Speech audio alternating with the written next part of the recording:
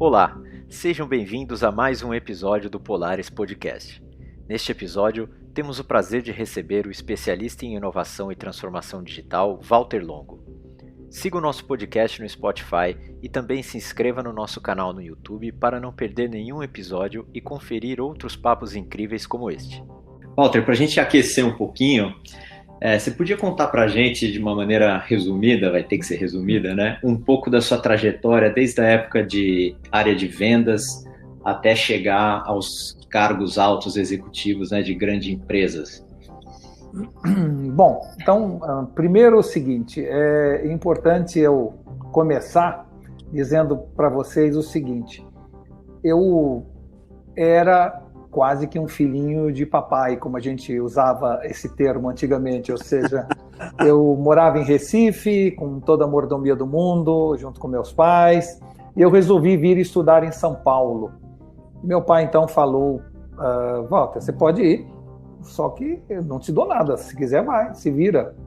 E eu então tinha 18 anos e vim para São Paulo para fazer cursinho, para fazer faculdade aqui em São Paulo, e vim pelo interior da Bahia, trocando de ônibus, fazendo baldeação, e cheguei em São Paulo, fui morar numa pensão ali no Bexiga, no Palacete Regina. Eu me lembro que eu dormia na quinta cama à direita, porque eu, quando chegava de noite, ia batendo nas camas até chegar na minha cama. Era um muquifo inacreditável.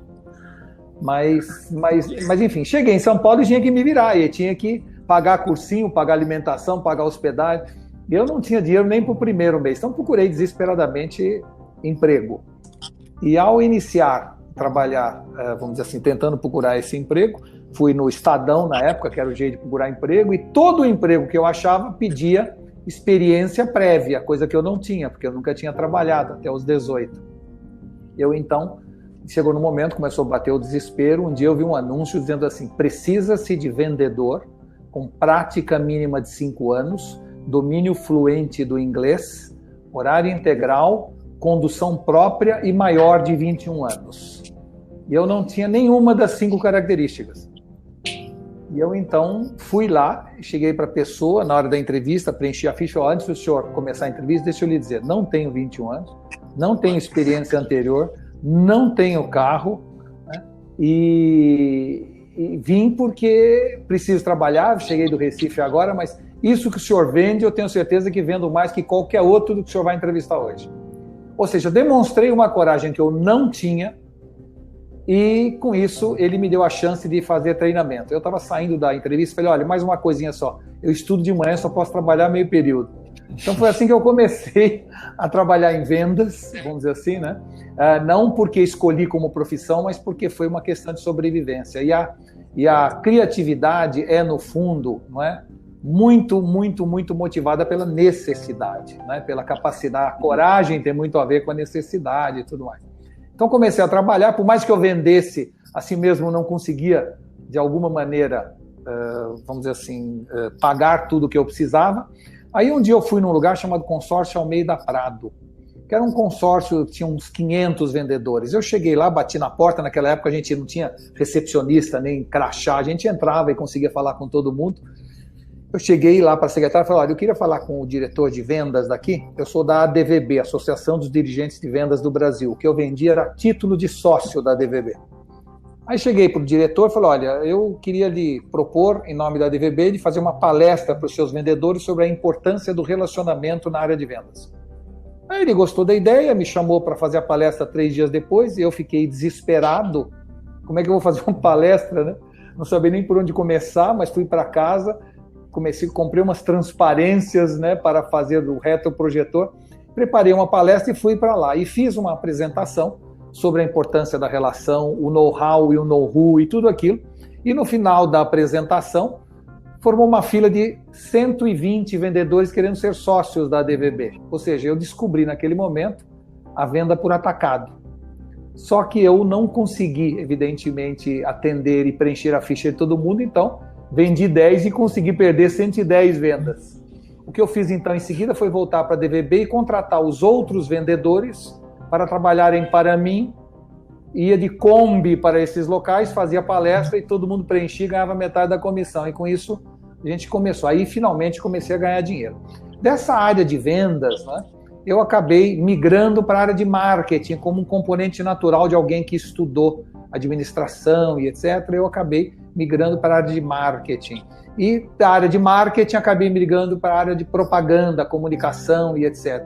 Então, de lá para cá, eu diria, apesar de ter sido uma carreira, vamos dizer assim, bastante rápida, uma subida bastante rápida, eu devo muito a esse início de uma coragem que eu não tinha, vencendo uma timidez que era mórbida, mas que tudo isso foi gerado pela necessidade de sobrevivência. E é impressionante como a necessidade transforma homens em super-homens, ou às vezes cometem loucuras abrindo mão da sua sensatez. Mas quando você consegue se manter na linha e ultrapassar essas barreiras, acaba tendo uma vida bastante rápida. Desse mundo da propaganda, eu acabei sendo convidado por um cliente, o Grupo Abril, para ser presidente da TVA, onde fui presidente por 5 ou 6 anos, presidente da MTV, presidente da HBO Brasil, presidente da DirecTV.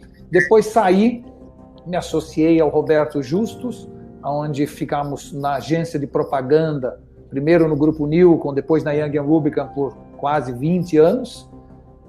Depois fui convidado novamente para ser presidente do Grupo Abril, onde eu fiquei até 2 ou 3 anos atrás, e agora, mais recentemente, porque comecei fazendo palestra lá no começo, me tornei um palestrante. Hoje, grande parte das minhas atividades tem a ver com palestras que eu faço cotidianamente no Brasil e no exterior, mas muito motivado pelo vencimento da minha timidez quando eu tinha 19 anos. E é fantástico você falar isso, Walter, que eu recordo algumas vezes que a gente teve a oportunidade de conversar, de você falar que hoje, com a quantidade de informação que você tem, você consegue ir em um cliente, às vezes, saber mais do que ele, né? Que é aquela questão de... É muito ligado também de como você linka esse conhecimento com as ideias e vende esses projetos para o grande público, né? É isso mesmo. Eu acho que, no fundo, criação de repertório, Rodrigo, é uma das coisas mais importantes que existe no mundo hoje, né? E aí eu estou escrevendo um livro que vou lançar esse ano chamado Trilema Digital. E um dos assuntos que eu abordo no livro é exatamente esse problema ou dilema da exteligência. E o que é isso? Quer dizer, eu quando era pequeno, jovem ainda, estudante, tudo o que eu aprendia eu guardava na minha cabeça, não tinha outro lugar para guardar, não tinha hard disk, não tinha internet, não tinha nada disso. Então eu me lembro de saber que as pirâmides do Egito chamavam Kelpis, Kéfer e Miquerindo, sabia que os rios que banham Mesopotâmia eram o Tigre e Eufrates, né? Sabia todos os afluentes à margem direita do Amazonas, ou seja, a tabela periódica de elementos da química, tudo eu guardava na minha cabeça, era o único lugar para guardar. E porque eu guardava tudo na minha cabeça, sem que eu pedisse, os neurônios faziam sinapses, ou seja, geravam insights, geravam ideias, geravam teses, geravam questionamentos, ou seja, eles trabalhavam independente de mim. A gente não pode esquecer que ideia vamos dizer assim, é que nem gato e não cachorro, ou seja, vem quando ela quer e não quando você chama. Não adianta você chamar uma ideia, quero ter uma ideia. Só que a ideia vem, ou só virá, fruto do conhecimento embarcado no nosso cérebro para a formação das sinapses, tá certo? O que acontece hoje em dia no mundo pós-digital? Quase todo mundo acha que não precisamos saber as coisas ou guardar na cabeça, porque na hora que eu quiser, está na internet, está no celular, está em algum lugar. E é verdade, e lá tem 1000 vezes mais informação do que eu tinha, vamos dizer assim, na minha cabeça. Só que tem uma coisa, na internet não faz sinapse. Então nós estamos assistindo a uma crescente, vamos dizer assim, indigência cognitiva, fruto de que você precisa de referências externas para gerar inferências cerebrais. Por que eu estou dizendo isso para responder a sua pergunta ou a sua afirmação, Rodrigo? Porque, no fundo, o que a internet trouxe é um mundo muito confortável para curiosos e descuriosos. E isso é mortal para esse mundo. Eu acredito que, muito em breve, o mundo não vai ter mais a sua dicotomia separada entre ricos e pobres ou brancos e negros, e sim entre curiosos e descuriosos. Por que eu digo isso? Porque, de certa maneira, a internet nos abre um mundo para quem é curioso e nos liberta da necessidade de saber, porque se por acaso você for descurioso. E, no fundo, a criação de repertório que te permite chegar na frente de um cliente e antecipadamente conhecer aquele cliente antes de entrar na sala dele, seja pelas inferências que você tira da revista que está na sala de espera, da roupa da secretária, da decoração do ambiente, tudo isso é repertório que te permite montar na sua cabeça o processo persuasivo que lá dentro você vai executá-lo. Mas você só fará isso se você tiver essa capacidade de ter dentro da sua cabeça toda essa informação embarcada. Então nós estamos como sociedade cada vez mais exteligentes, que é essa inteligência em rede disponível, e cada vez menos inteligentes, o que dificulta muito o processo de diálogo, de persuasão e de venda. Perfeito, Walter. Walter, tem um comentário relacionado a uma entrevista que eu vi recente sua, em que você linka esse assunto justamente com a questão da busca, né? Hoje, quando você vai adquirir um conhecimento, vai atrás de alguma informação, a busca é muito facilitada, né, pelos meios digitais. Claro. E a descoberta acaba sendo prejudicada, né? Os tropeços acabam não se deparando com coisas que fariam, agregariam a esse seu repertório. É isso. Fala um pouquinho pra gente como isso contribui para essa questão da inteligência, da exteligência. Exato, ou seja, no fundo, quando você tem essa exteligência, que é todo o conhecimento humano em rede disponível a hora que você quiser, isso faz com que você não tenha uma atitude ativa de ir em busca da informação, da curiosidade. 83% da internet hoje é usada para puro entretenimento, para ver gatinho estourando balão, ver as micagens do Whindersson Nunes e assim por diante. Quer dizer, ninguém está, no fundo, usando a internet para isso. E a internet é uma máquina espetacular para quem é curioso, né? Eu não sei se quando você viu nessa entrevista eu comentei, mas outro dia eu comentei, então não posso comentar de novo porque acho que é interessante. Outro dia eu estava querendo saber como que... Eu estava lendo um livro sobre os reis na Inglaterra no século XVII e da inimputabilidade dos seus filhos, ou seja, filho de rei não podia ser castigado nem chamado a atenção. E eu então falei, como é que alguém pode ser educado se você não pode chamar atenção, dar castigo para ele, não pode bater nele? Como é que faz para educar uma criança? Entrei na internet, parei o livro, entrei na internet e descobri em 5 minutos que naquela época havia uma profissão infantil chamada Whipping Boy, que era um menininho que era criado junto com o filho do rei. Toda vez que o filho do rei fazia malcriação, o menininho apanhava. Fazendo então com que o rei, ou o reizinho, por empatia, se comportasse bem, senão o amiguinho dele ia sofrer. Então veja, quando que eu poderia ter vazão a essa minha curiosidade se não fosse a internet, tá certo? Essa possibilidade de você saber o que quiser a hora que der vontade é uma das grandes benesses do mundo para quem já é curioso.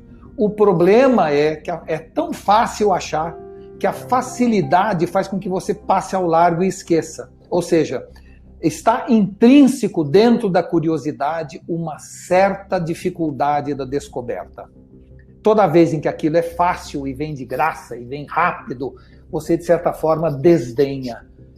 E nesse momento do mundo as pessoas estão desdenhando a informação. Basta dizer que no próprio século XVIII, na Inglaterra, havia uma loteria na Inglaterra que as pessoas compravam um bilhete para concorrer, cujo primeiro prêmio era passar uma semana na Real Academia de Londres junto com os sábios. Ou seja, a vontade de conhecer coisas, de ter acesso ao conhecimento era tão grande que as pessoas entravam numa loteria para ter esse acesso. Hoje a gente tem a Biblioteca de Alexandria no nosso bolso e não dá atenção nenhuma para essa máquina do conhecimento. E isso é muito triste, né?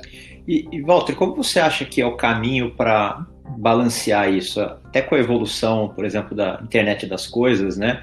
Que pode trazer uma série de melhorias na maneira com que a gente se relaciona como sociedade, como consumidores, e ao mesmo tempo balanceando essa questão de a gente desdenhar aquilo que vem fácil, ainda mais se a gente projetar um cenário que vai estar tudo mais disponível em qualquer lugar.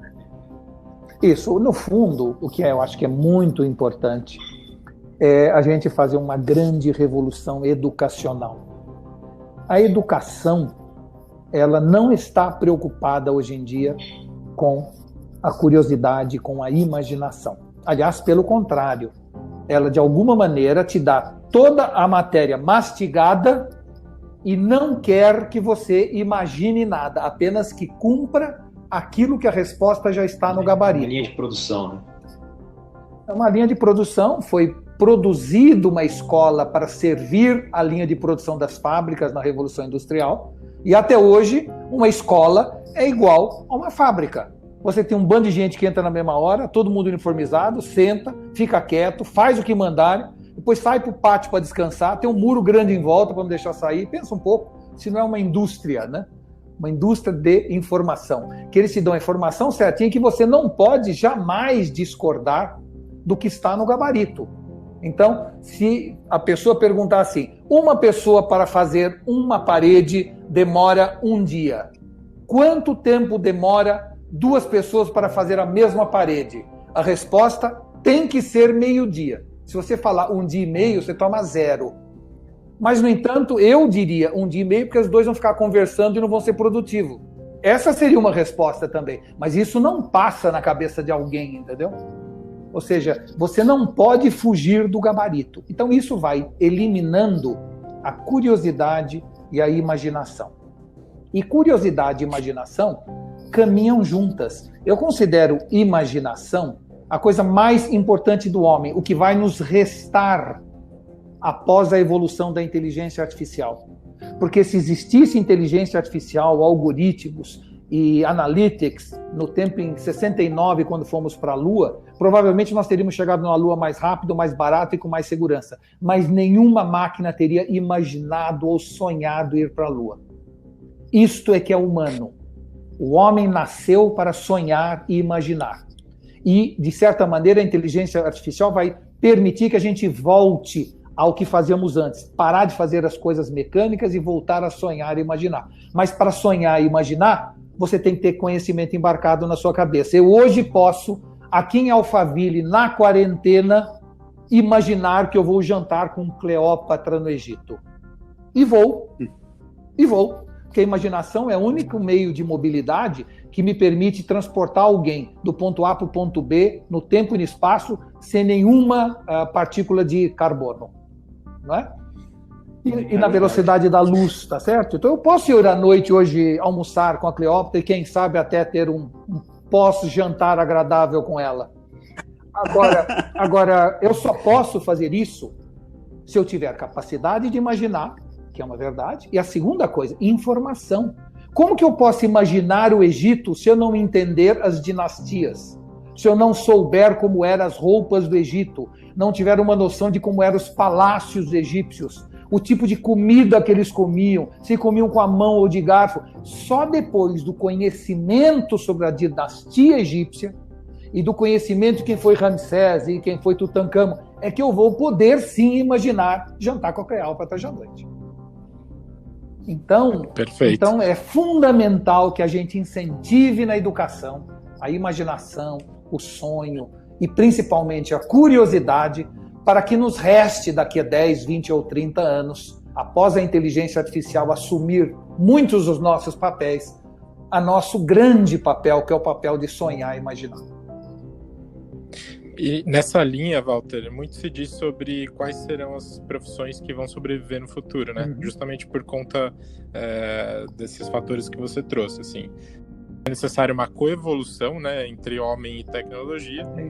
E o que vai fazer o homem permanecer ou se mostrar relevante frente ao mercado é essa capacidade de imaginar, de vencer desafios, coisa que a máquina não consegue fazer ainda, né? É isso, não é que não consegue fazer ainda, dificilmente um dia fará, né? Porque a máquina trabalha através de algoritmos precisos, e o algoritmo precisa de respostas claras. Quer dizer, o maior problema hoje do algoritmo é que nós somos morais ou imorais, o algoritmo é amoral. O algoritmo faz o que mandam e ponto, né?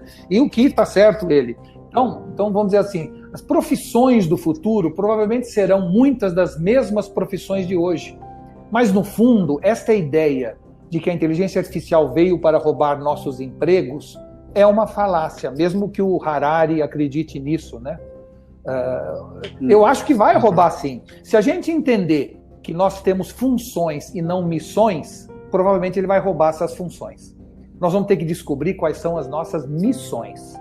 Então, eu tenho certeza que a inteligência artificial não virá para roubar nossos empregos, mas para devolver a nossa humanidade.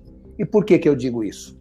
Porque, no fundo, quando um médico tem à disposição dele inteligência artificial para poder analisar a minha ressonância magnética e compará-la em questão de minutos com milhões de outras para um melhor diagnóstico ou prognóstico, provavelmente vai sobrar mais tempo para ele perguntar como eu vou, como eu estou me sentindo, como a família está reagindo à doença, ou seja, vai sobrar tempo para ele ser mais humano. Quando o carro estiver na rua sem motorista, nos carros autônomos, não é? No fundo, a inteligência artificial vai estar dirigindo aquele carro, mas vai estar dizendo para mim o seguinte: Walter, você dirigindo, você enche a cara, faz bobagem, lê mensagem durante o trânsito, é perigoso. Faz o seguinte, senta no banco de trás, namora com a sua mulher, brinca com seu filho, leia um romance, seja humano. Porque essa coisa mecânica de levar você do ponto A para o ponto B, eu faço. Então, no fundo, eu sou muito otimista em relação ao artificial, para as pessoas, homens e mulheres, que tiverem senso de missão. Os que tiverem apenas senso de função, Houston, we have a problem. Uma coisa interessante que você fala, Walter, e tem relacionado a isso, é a questão da personalização da informação, né? Que você fala da transição entre a Idade Média e né? a Idade Média. Isso, a Idade Média. Então, explica um pouco o conceito sobre... Bom, vamos dizer o seguinte, muita gente acha que a Idade Média acabou em 1453, né, com a invasão de Constantinopla. E eu, nesse livro, digo que a Idade Média está acabando agora, na nossa geração. E por que eu digo isso? Porque até hoje, tudo o que a gente faz e fez é baseado na média da população. 100% do que a gente faz até hoje está baseado na média das coisas. Então, por exemplo, a educação está baseada na capacidade média dos alunos daquela classe. A aula é dada pela inteligência média dos alunos, tá certo? Se você olhar o que se faz hoje na medicina, né? Você que é vamos dizer assim, está dentro da área médica hoje, você sabe que hoje grande parte do que impera são os protocolos genéricos. Isto faz bem ou faz mal para a média da população, tá certo? No ensino à distância, agora cada um aprende no seu ritmo, substituindo, portanto, a educação onde a média prevalecia. A medicina genômica está agora tomando o lugar da medicina baseada em protocolos genéricos, gerando protocolos individuais.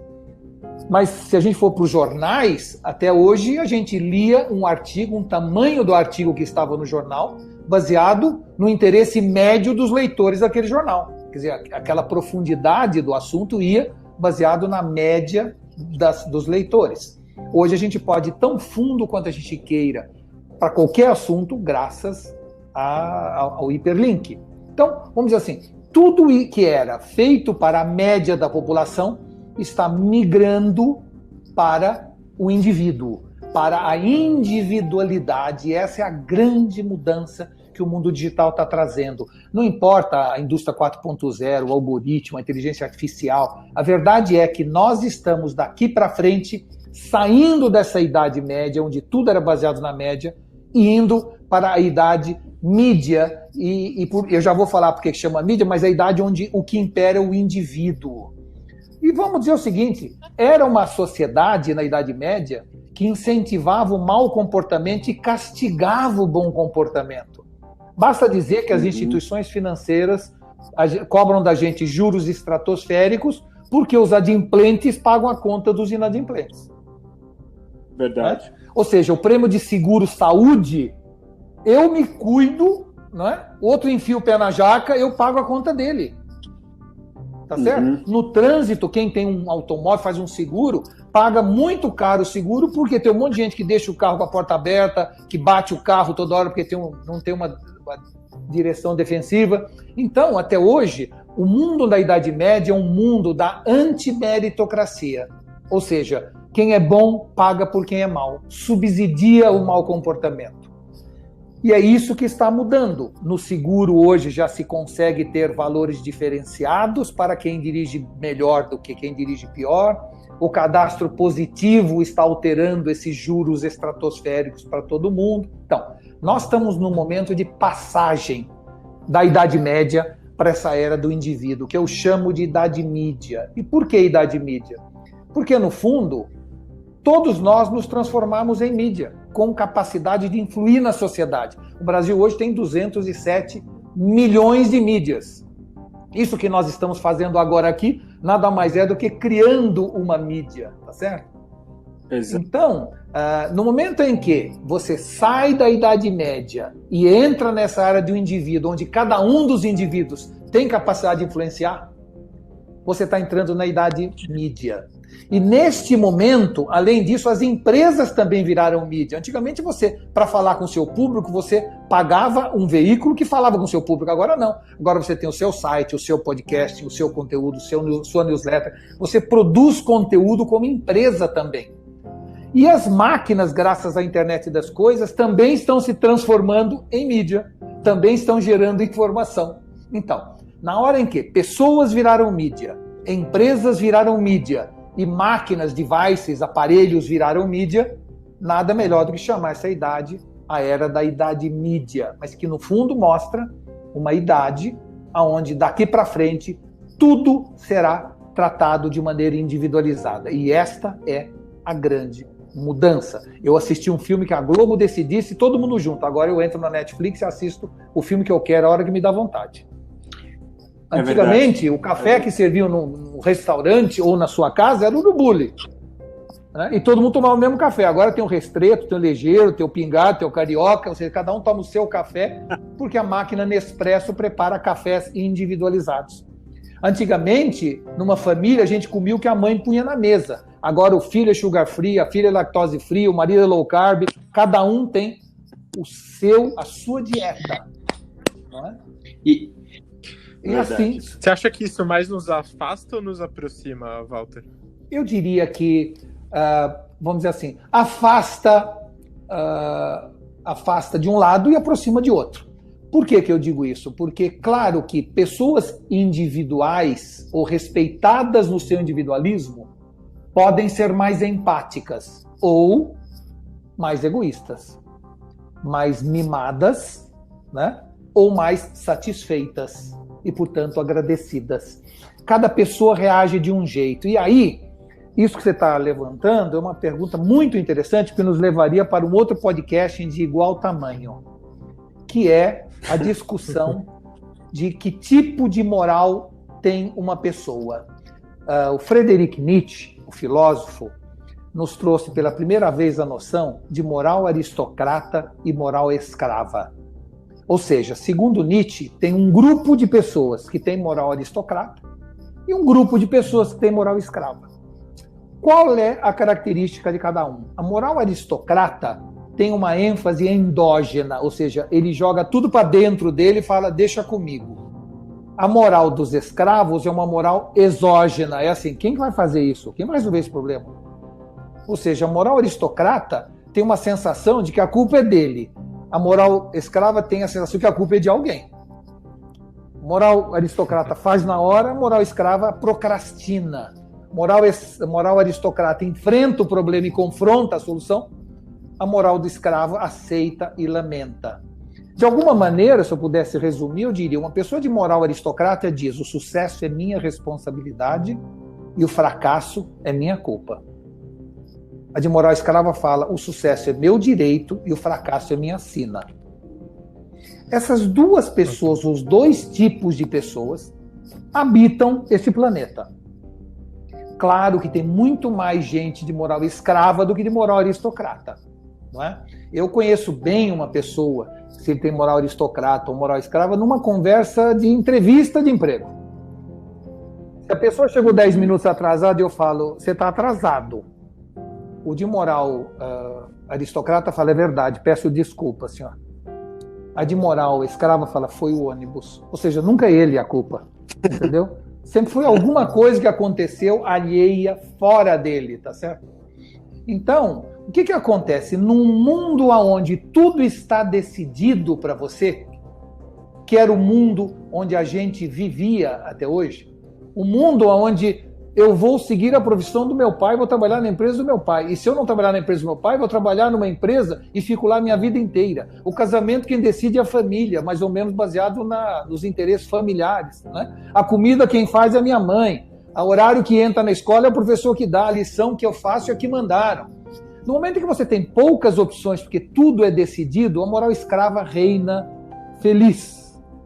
Mas no momento em que tudo se individualiza e que você passa a ter milhões de opções, tem que ser dono do seu destino, tem que se esculpir a si mesmo, aí a moral escrava sofre e passa a ter síndrome de burnout.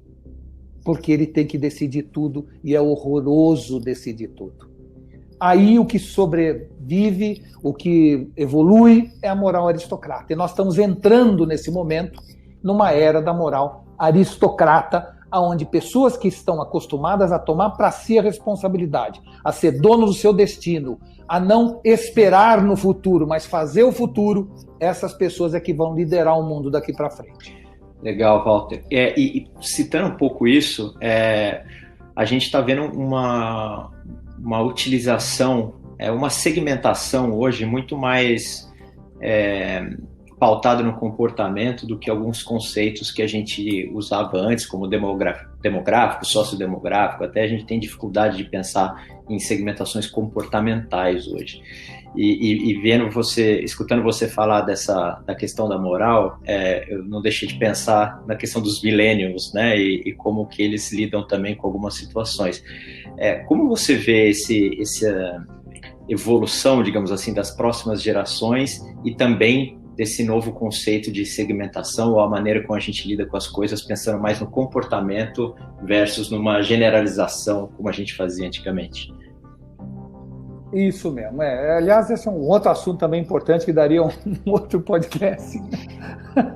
É interessante isso. Porque no fundo, até hoje, eu nasci durante muitos anos no meio da propaganda, né? Então me acostumei a pensar em propaganda, né, como uma coisa, vamos dizer assim, segmentando pessoas. E aprendia que pessoas de idades diferentes têm comportamentos diferentes, portanto, desejos, intenções e interesses diferentes. E, portanto, caberia a mim fazer a propaganda voltada e orientada para cada tipo de pessoa, gerando necessidades diferentes em cada uma dessas pessoas, né? Então, de certa maneira, havia aí os baby boomers, na qual eu me incluo. Depois disso vieram a geração X, não é? Que são, vamos dizer assim, de 38 para cima. Depois os millennials, que vão mais ou menos de 18 a 38 anos. E abaixo dos millennials, a geração Z.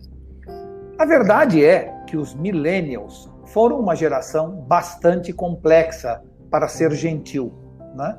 Ou seja, uma geração que prefere ser do que ter, que não quer fazer esforço para muita coisa, que de certa maneira tudo idealiza e pouco realiza, uma geração que são contra consumo, busca uma vida frugal, com menos trabalho e mais contemplação. Ou seja, um grupo de pessoas decidido a mudar o planeta, mas com preguiça de arrumar o quarto, né? Mais ou menos assim que a gente pode chamar os millennials, né?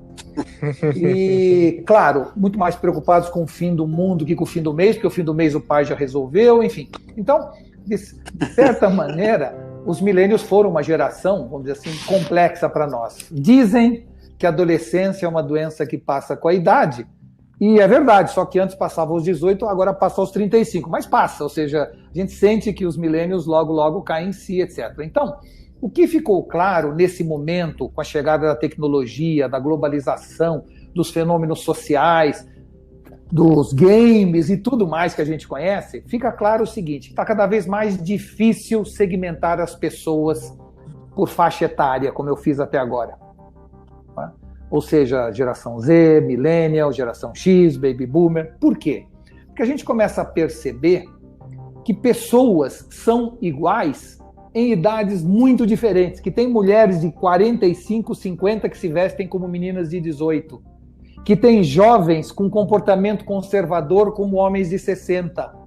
Ou seja, a gente começou a perceber que o processo de integração do globo todo gerou um novo tipo de gente que não pertence a nenhuma dessas gerações, mas que formam uma casta muito interessante e que é hoje um grande consumidor e que vale a pena a gente estudá-lo com muita profundidade. Ou seja, é um grupo que é multicultural e multietário, que nós chamamos de perennials. E fica cada vez mais claro que os perennials são, hoje, o fim da estratificação de mercado como a gente fez até hoje, baseado em idade.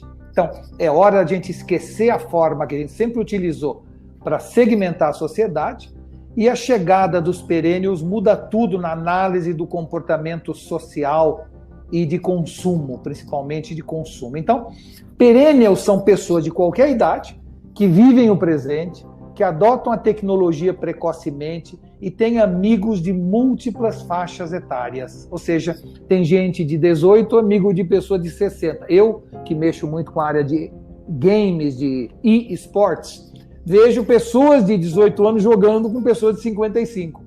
E são amigos, e se relacionam nas redes como se fossem amigos de classe ou de escola. Né? Segundo aspecto dos perennials é que eles dão grande importância à marca de alimentos e menos à marca de roupas. São pessoas mais endógenas que exógenas, com menos necessidade de, vamos dizer assim, show-off, de se apresentar ou de se mostrar aos outros. Amizades e as relações para os perennials são forjados muito mais nos interesses comuns do que na faixa etária, na proximidade física ou no grau de parentesco. Então, em resumo, perennials se relacionam por identidade e não por idade. E é esta nova forma de se relacionar que hoje inspira empresas como a Amazon, como Netflix, que segmentam hoje seus produtos por comportamento e estilo de vida e não mais por critério de idade. Ou seja, a maneira de perceber a realidade determina a forma como essa empresa pode se diferenciar da concorrência, tá certo? Então, isto é um dado muito importante para dizer o seguinte: não dá mais para a gente continuar pensando da mesma forma a sociedade como era.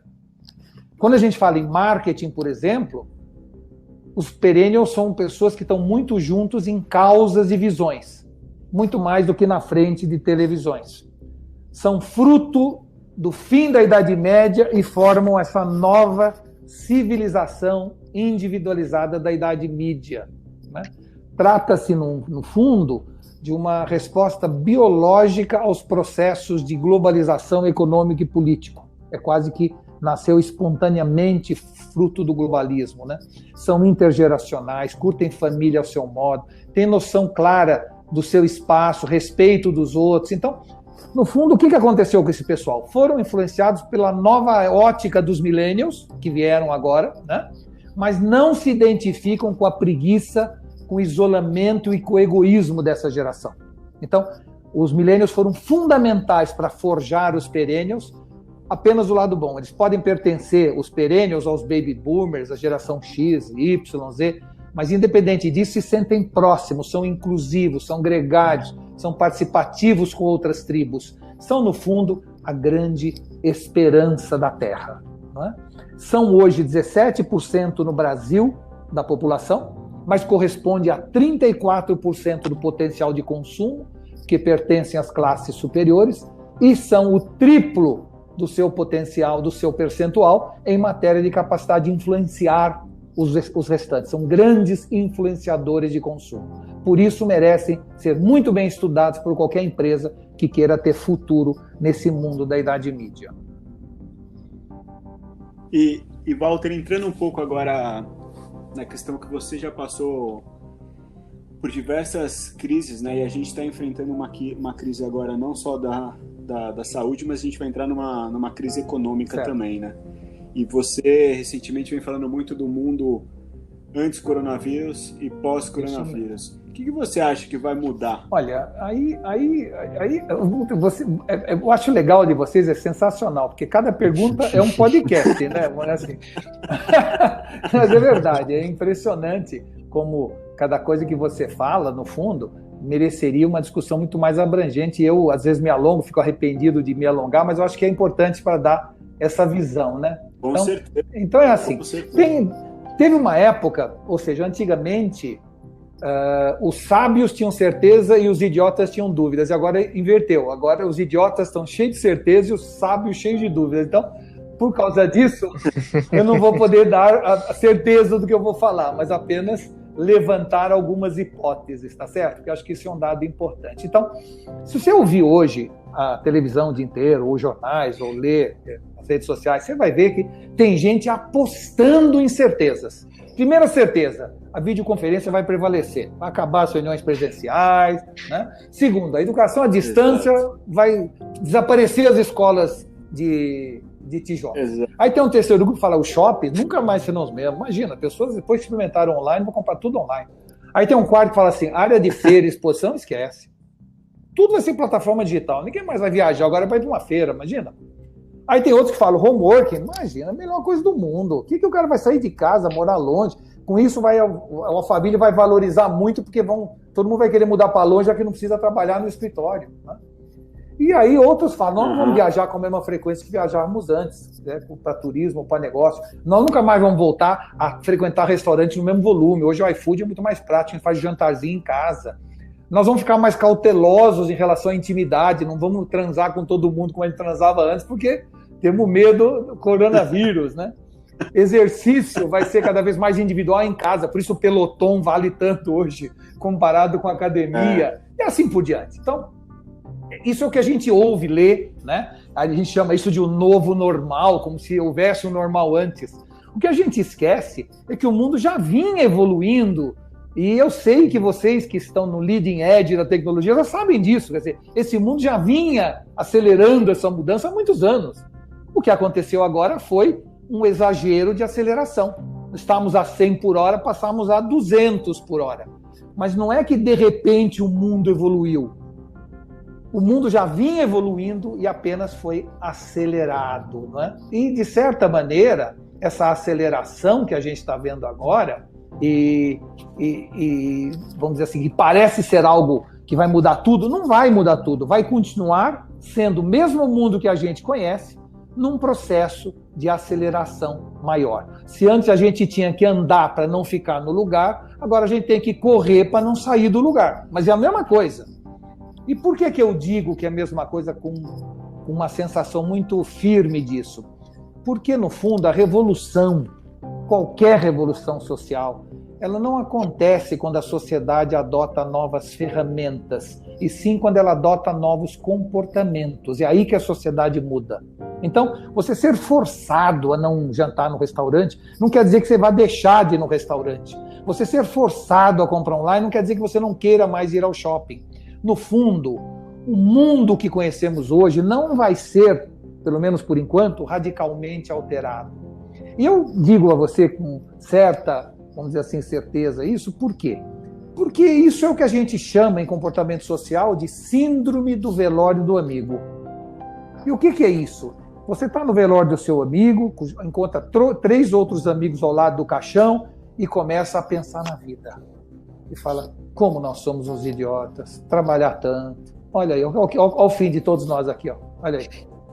Para que tanto dinheiro? Para que lutar tanto? Não presto atenção no crescimento do meu filho, não me cuido, faz 3 anos que eu não faço check-up. Que absurdo ficar correndo atrás do dinheiro desse jeito. Como a gente devia prestar mais atenção na viagem que a gente gosta de fazer. E eu queria fazer um sabático. E todo mundo chega à mesma conclusão ao lado do caixão. 3 dias depois, está todo mundo trabalhando feito um louco, né? Voltando ao mesmo ritmo de antes. Por que isso acontece? Porque formar convicção é mais fácil que transformar comportamento. Você não transforma comportamento tão facilmente quanto você chega a conclusões.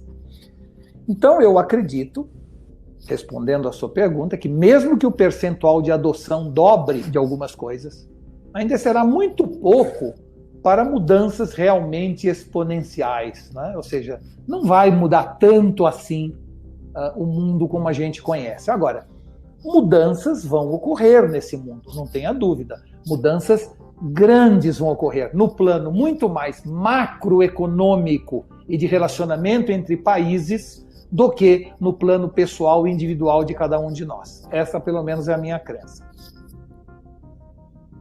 Perfeito. Walter, agora a gente está chegando ao fim, a gente normalmente vai experimentar uma coisa diferente com você aqui. Eu comprei recentemente um jogo de cartas, não sei se você conhece, que chama Icebreaker, que é para você fazer conversas mais profundas. Então eu vou sortear uma carta aqui, vai vir uma pergunta. Nossa, que perigo! Pode vir de vários tipos. E aí vamos ver como você responde. Claro. Pode ser? Vamos lá. Tirei uma aqui, hein? O que você se arrepende de não ter feito quando era criança?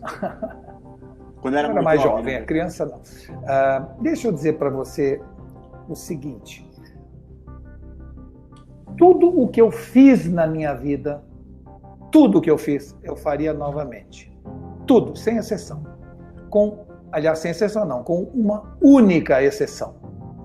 Eu teria prestado mais atenção. E eu sempre que posso, digo isso aos mais jovens, principalmente pessoas que têm filhos pequenos ou que estão no início da carreira, né?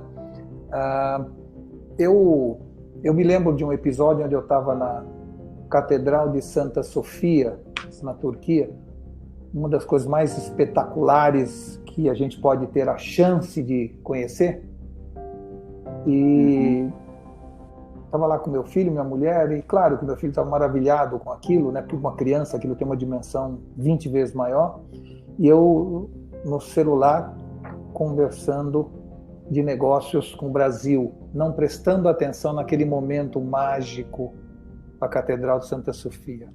Eu aprendi a esquiar com um bastão só na mão, porque o outro estava no celular conversando com o cliente, fazendo reunião, e eu não estava apreciando a paisagem ao meu redor em Beaver Creek, onde eu vou há 20 anos esquiar. Então, o que eu acho que eu aprendi ainda há tempo de vivenciar isso foi prestar mais atenção.